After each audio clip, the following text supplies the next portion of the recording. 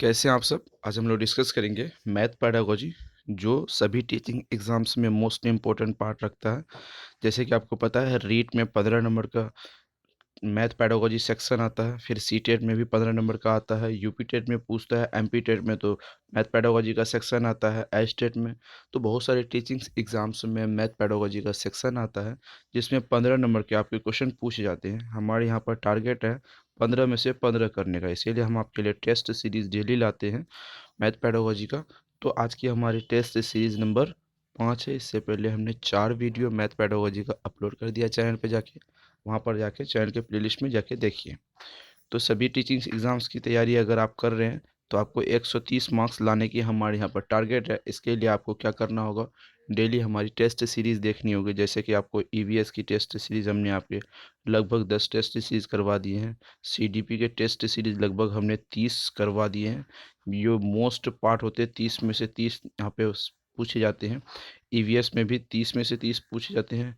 Pedagogy section plus content EVS में हम दोनों एक साथ करवा रहे हैं। लेक्चर वीडियो आपको अलग से मिल रही है। तो आज का देखते हैं। नोट्स लेने के लिए 7634993536 नंबर पर व्हाट्सएप करके नोट्स ले लेनी है। तो चलिए आज का पहला क्वेश्चन देखते हैं। आज का पहला क्वेश्चन है, एक शिक्षिका बच्चों से कहती है एक शिक्षिका बच्चों से कहती है कि वे अपनी हथेली, नोटबुक, लंच बॉक्स को डेस्क पर रख कर देखें कि किसने कितनी जगह घेरी है। इस गतिविधि से शिक्षिका क्या करना चाहती है? आपके ऑप्शन है यहाँ पर। ऑप्शन नंबर ए देखेंगे, बच्चों को वस्तुओं के आधार के विषय में पढ़ाना चाहिए। ऑप्शन बी, बच्चों को क्रियात्मक गतिविधियों में लिप्त रखना चाहिए चाहती है। ऑप्शन सी, बच्चों को क्षेत्रफल की अवधारणा समझाना चाहती है। ऑप्शन डी, उपरोक्त में से कोई नहीं। तो इसका राइट आंसर क्या होगा आपके अनुसार? जल्दी अपना राइट आंसर बताइए। हमारी टारगेट है 10 on 10। आज हम आपके लिए 10 क्वेश्चन लाए हैं। हर टेस्ट सीरीज में हम आपके लिए 10 क्वेश्चन लाते हैं। तो उसके बाद मैराथन क्लास जब हम आपको लेकर आएंगे तो वहाँ पर हम 100 क्वेश्चन को इंक्लूड करेंगे। आज हमारी 10 क्वेश्चन की टेस्ट सीरीज है। 10 में से हमारी टारगेट है कितने अचीव करने हैं। 10 में से 10, 10 में से 9, 10 में से 8। आपके कितने आए हैं वो आप कमेंट सेक्शन में बताइए कि आप टेस्ट सीरीज में कितने आपके स्कोर हो पाए हैं। तो हमारी टेस्ट सीरीज में जिस बच्चों ने नोट्स लेके रखे हैं, नोट्स वाले के लिए हम टेस्ट उसके लिए अचीव टारगेट रखे हैं। अचीव टारगेट कितने रखे हैं? 10 on 9। बस इतना ही, 10 on 9, 8 नहीं। 8 उसके लिए जो लेक्चर वीडियो देखे हैं, जिन्होंने नोट्स नहीं लिए हैं, या फिर 8 से जो बिलो हैं, उनके लिए जिनकी प्रिपरेशन बहुत अच्छी नहीं है, उनको थोड़ी मेहनत करने की ज़रूरत है। उसको लेक्चर वीडियो जाइए, चैनल पे सभी टॉपिक पर लेक्चर वीडियो पड़ी है, वहाँ पर आप जाके देखिए, तभी आपको समझ अच्छी तरीके से आएगी। अगर लेक्चर वीडियो आप नहीं देखते हैं तो आपको समझ बहुत कम आएगी। तो कॉन्सेप्ट क्लियर करने के लिए आपको लेक्चर वीडियो देखनी चाहिए। तो कमेंट सेक्शन में अपना स्कोर बताइए। तो चलिए इसका राइट आंसर बता दिए, आपके अनुसार क्या राइट आंसर होगा?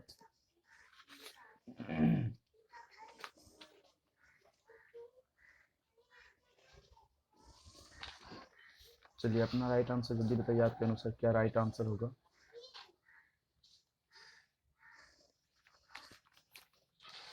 क्वेश्चन देखते हैं। क्वेश्चन कहता है यहाँ पर, एक शिक्षिका बच्चों को कहती है, आपकी क्लास में आप एक क्लास टीचर हैं, आप बच्चों को कहती हैं कि अपने हथेली, नोटबुक, लंच बॉक्स डेस्क यानी टेबल पर रख दे कि उसका कितनी जगह घेरती है। ये गतिविधि क्या कहलाती है? बच्चों को वस्तुओं के आकार के विषय में पढ़ाना चाहती हैं। वस्तुओं के आकार के विषय में बिना डेस्क पर रखे हुए भी उससे सवाल कर सकते हैं। तो यहाँ पर नहीं होगा, यहाँ पे डेस्क की बात हो रही है, डेस्क पर रख कर समझाना चाहती है। तो चलिए अगला ऑप्शन देखते हैं, बच्चों को क्रियात्मक गतिविधियों में लिप्त करना चाहती है। क्रियात्मक मतलब एक्टिविटी कोई भी होती है बच्चों की, उसमें वो उसे उलझा के रखना चाहती है, उसमें करवा गतिविधि में इन्वॉल्व रखना चाहती हैं। तो वहाँ पर कुछ और भी हो सकते हैं, ऐसा नहीं है कि सिर्फ हथेली, डेस्क, एक सेम सिमिलर चीज़ों को यहाँ पर रखेंगे। ऑप्शन बी गलत हो जाएगा। ऑप्शन सी देखते हैं, बच्चों को क्षेत्रफल की अवधारणा समझाना चाहती है। हाँ, बच्चों को क्या कहना चाहती है, किसके कितने क्षेत्रफल है, कौन कितना आयतन उसको घेरा हुआ है। तो ऑप्शन नंबर यहाँ पर सी राइट हो जाएगा। तो चलिए अगला क्वेश्चन देखते हैं। गणित के चिंतन एवं विचार में सम्मिलित है। गणित के चिंतन और विचार में क्या सम्मिलित है? क्या होगा आपके अनुसार राइट आंसर? हस्तपरख विद्यमान प्रतिमान ऑप्शन ए, ऑप्शन बी है लिखित प्रतीक, ऑप्शन नंबर सी है वास्तविक संसार की स्थितियां, ऑप्शन डी उपयुक्त सभी। तो आपके अनुसार क्या राइट आंसर होगा? इसका राइट आंसर जल्दी बताइए। जो चीज़ आपको टॉपिक समझ नहीं आता, आप जाइए चैनल के प्लेलिस्ट में, वहाँ पर लेक्चर वीडियो देखिए, लगभग लेक्चर वीडियो में आपको सभी कुछ समझ आ जाएगा। ठीक है, तो चलिए इसका राइट आंसर आप बताइए।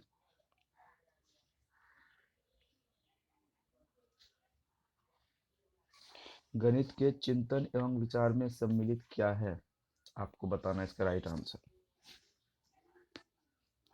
तो गणित के चिंतन में और विचार में क्या सम्मिलित है? हस्तपरक प्रतिमान सम्मिलित है। लिखित प्रतीक, जो भी आप ग्राफ बनाते हैं, आर्किटेक्चर बनाते हैं, कोई नक्शा बनाते हैं, उसके वो गणित के आधार पे ही बनती है, तो ये भी होती है। वास्तविक संसार की स्थितियाँ, जो भी आप स्ट्रक्चर बनाते हैं अपने को किताब में, कॉपी में, उसको कंस्ट्रक्शन के माध्यम से इस पृथ्वी पर अपने रियल लाइफ में उसे बनाते भी हैं, उसको आधार भी देते हैं, तो ये भी वास्तविक संसार की स्थितियां हैं। और एक भी बात गणित में आप देख सकते हैं, जो भी जोड़ घटा गुणा कर सकते हैं कैलकुलेशन, उसको रियल लाइफ में इस्तेमाल भी करते हैं। तो ऑप्शन ए यहाँ पर सही है, बी सही है, सी सही है, ऑप्शन नंबर इस हिसाब से डी सही है। अगला क्वेश्चन देखते हैं। गणित में अधिक निर्योग्यता आकलन के लिए उपयुक्त परीक्षण है। ऑप्शन नंबर ए है उपलब्धि का, ऑप्शन नंबर बी है उपचारात्मक का, ऑप्शन सी है निदानात्मक का, ऑप्शन डी है सतत का। तो आपके अनुसार क्या राइट आंसर होगा? इसका राइट आंसर जल्दी लगाइए।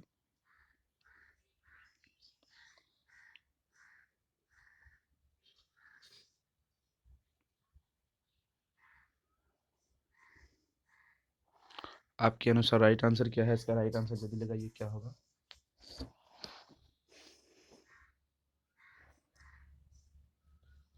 यहाँ पर क्वेश्चन देखेंगे, गणित में अधिक निर्योग्यता आकलन, निर्योग्यता का आकलन के लिए उपलब्धि तो बिल्कुल भी नहीं होगा, उपचारात्मक निदान नहीं होगा, यहाँ पर ऑप्शन नंबर सी होगा निदानात्मक होगा। ठीक है, निर्योग्यता से निदानात्मक की ओर, निदानात्मक का पहचान होती है, निर्योग्यता आकलन किसकी पहचान होती है? निदानात्मक आकलन की पहचान होती है, ऑप्शन नंबर सी। चलिए अगला क्वेश्चन देखते हैं। ग्रेड अंक से अलग कैसे होता है, यह प्रश्न है। किससे? ग्रेड जो अंक से कैसे अलग होता है, ये इसका आंसर आपको बताना। ऑप्शन नंबर ए है तथ्यात्मक, ऑप्शन नंबर बी है अभिसारी, ऑप्शन नंबर सी है विश्लेषणात्मक, ऑप्शन नंबर डी है अपसारी। तो राइट आंसर आपके क्या होंगे? अपना राइट आंसर जल्दी लगाइए।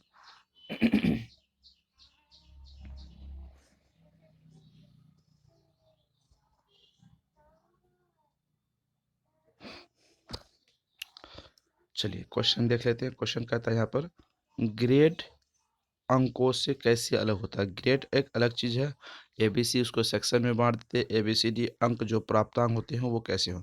तथ्यात्मक की यहाँ पर बिल्कुल भी बात नहीं होगी, क्योंकि तथ्य अलग होते हैं, ग्रेड अंकों की तुलना समझ अलग होती है।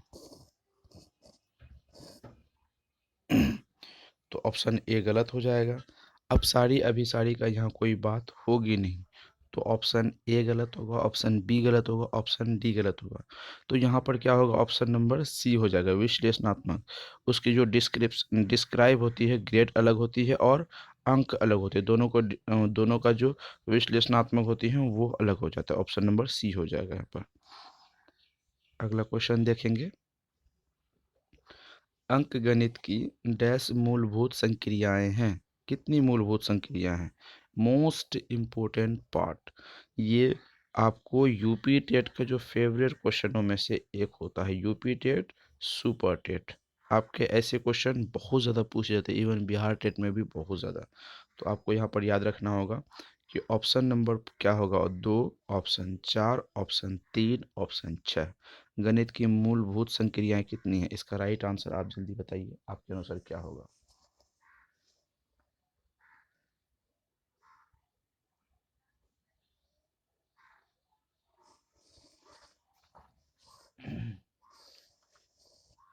चलिए इसका राइट आंसर होगा ऑप्शन नंबर, गणित की मूलभूत क्रियाएं, मूलभूत संक्रियाएं 4 होगा। आपको ये समझना होगा, आपको ऐसे क्वेश्चन बहुत बार पूछे जाएंगे। ठीक है, तो चलिए अगला क्वेश्चन देखते हैं। किसी के जीवन में गणित का सर्वाधिक उपयोग होता है? ऑप्शन नंबर ए है मानसिक, ऑप्शन नंबर बी है आर्थिक, ऑप्शन नंबर सी है सामाजिक, ऑप्शन नंबर डी है सांस्कृतिक। आपके ऑप्शन क्या होंगे? जल्दी अपना राइट आंसर बताइए, क्योंकि आपको अचीव का टारगेट जो होती है नोट्स वाले के 10/10, 10/9, बिना नोट्स, जिसने नोट्स नहीं लिए हैं उनको उनके लिए भी एक ऑप्शन 10/8 10/8 है। लेकिन आपको थोड़ी मेहनत कीजिए, आपके भी 10/10, 10/9 होंगे।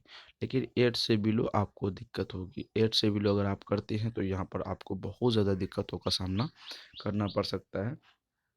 आप एग्ज़ाम शायद क्वालिफाइड कर भी सकते हैं, पर मुझे आपको नहीं लगता कि रैंक आपके बेहतर बनेंगे, क्योंकि अब रैंक की बात आ गई है। ठीक है, आपको रैंक में आना होगा। रैंक में आने के लिए जाहिर सी बात है, आपको टफ कंपटीशन है आपके साथ, तो आपको बेहतर से बेहतर प्रिपरेशन करना ही होगा। तो चलिए इसका राइट आंसर बताइए, आपके अनुसार क्या होगा?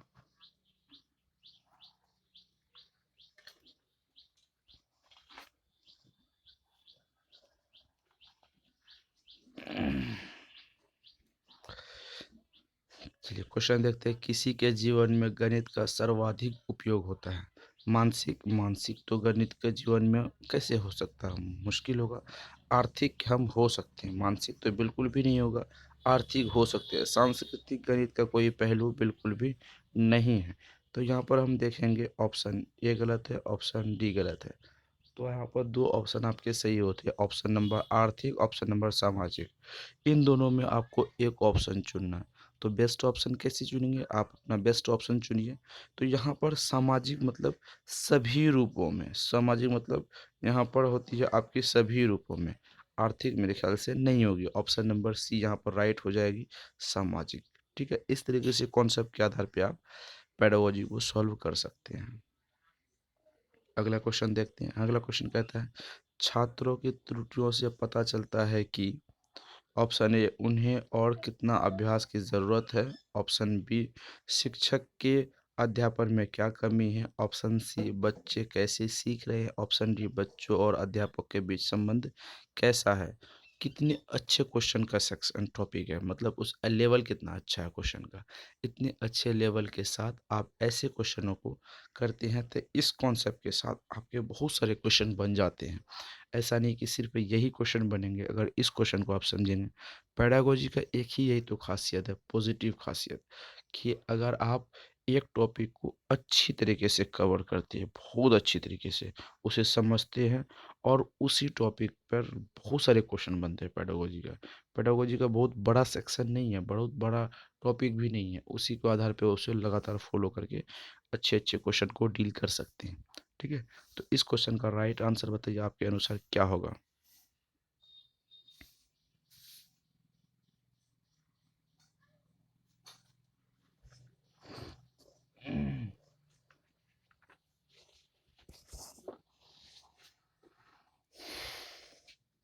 चलिए इसका राइट आंसर देखते हैं। यहाँ पर सवाल पूछा गया है, छात्रों की त्रुटियों का पता चलता है। अगर छात्रों में, स्टूडेंट में गलती है तो हमें क्या पता चलता है इस बारे में?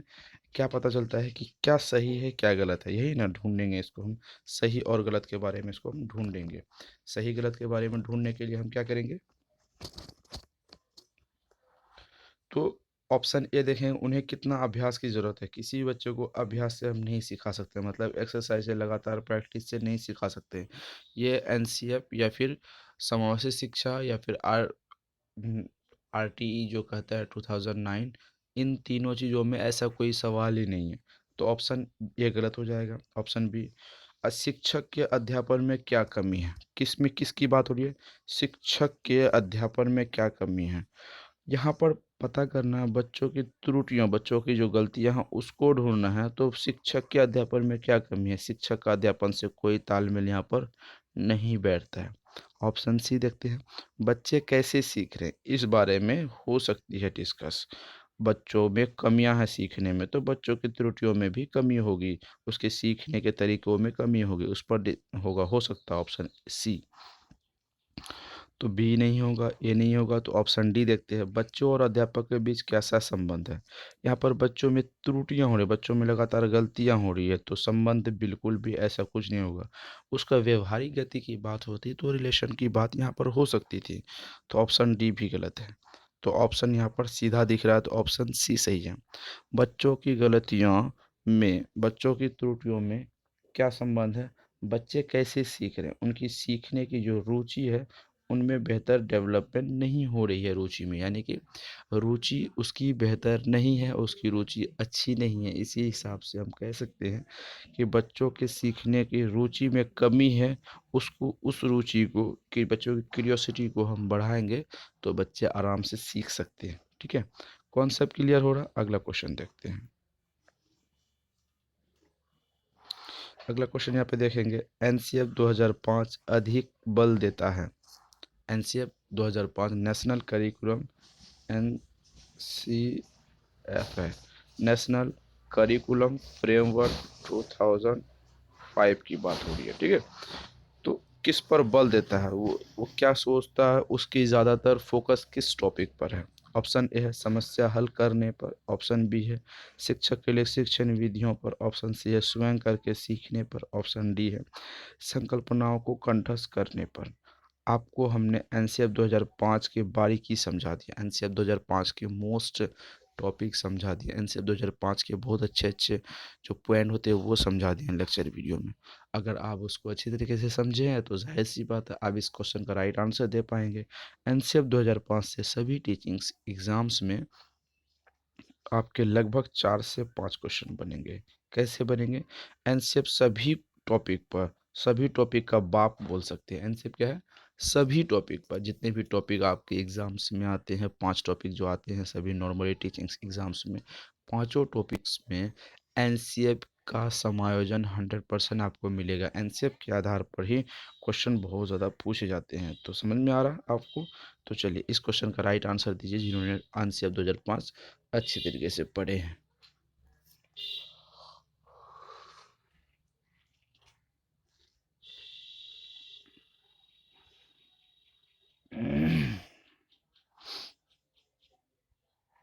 चलिए इसका राइट आंसर आप जल्दी लगाइए, आपके अनुसार क्या राइट आंसर होगा।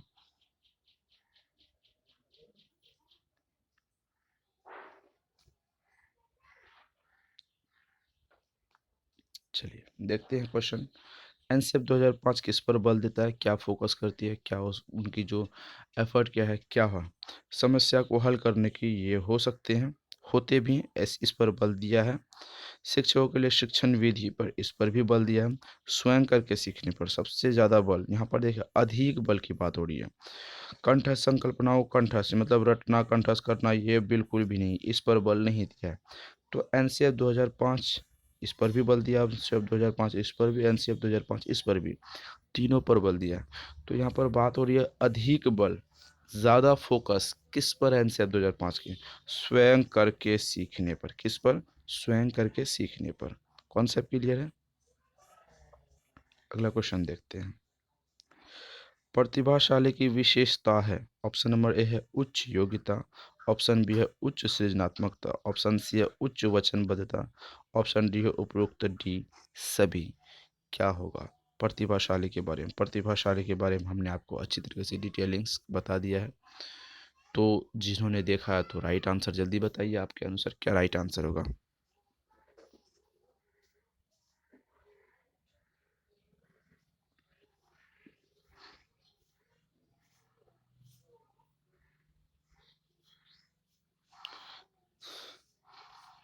चलिए इसका राइट आंसर बताइए, आपके अनुसार क्या होगा, प्रतिभाशाली की विशेषता क्या होगी।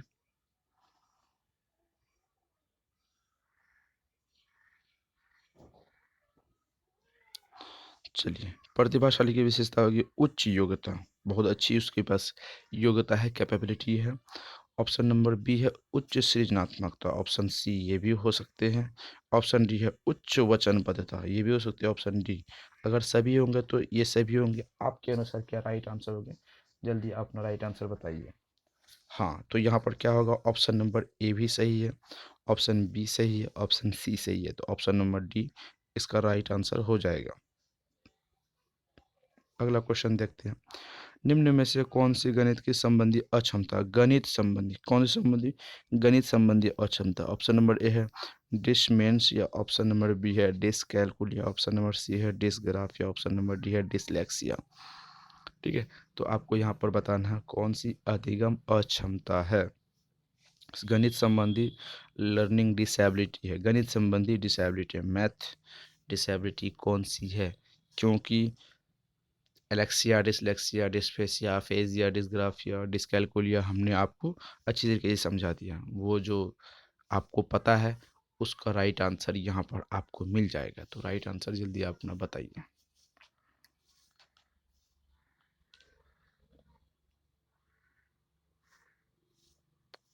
चलिए क्वेश्चन देखते हैं। निम्न में से कौन सी गणित संबंधी, गणित में क्या करते हैं हम, जोड़ करते हैं, 2 + 2 कितना होगा, जोड़ करते हैं, फिर घटाव करते हैं, फिर गुना करते हैं, फिर भाग करते हैं, तो क्या करते, कैलकुलेट करते हैं।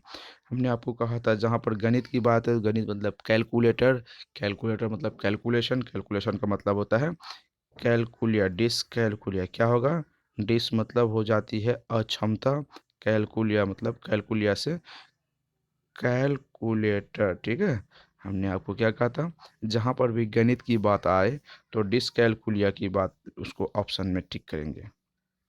तो आज के लिए बस इतना ही, फिर मिलते हैं अगले वीडियो में। नोट्स के लिए हमने आपको नंबर बता दिए हैं, कोई भी क्वेरीज हो, कोई भी सवाल हो तो वहाँ पर आप बता सकते हैं, या फिर व्हाट्सएप ग्रुप में जुड़ने के लिए आपको वहाँ पर मैसेज करना होगा, आपको व्हाट्सएप ग्रुप में जोड़ दिया जाएगा ताकि आपको अच्छी तरीके से सभी का PDF नोट्स फ्री में मिल जाए, फ्री PDF। ठीक है, कोई चार्ज आपके नहीं लगते हैं, फ्री PDF आपको लेने के लिए 7634993536 नंबर पर व्हाट्सअप करके आप PDF भी ले सकते हैं फ्री में, और नोट्स ले सकते हैं। इसके नोट्स लेने के लिए आपको मैसेज करना होगा व्हाट्सएप ग्रुप में। तो चलिए आज के लिए बस इतना ही, फिर मिलते हैं अगले वीडियो में। Thank you.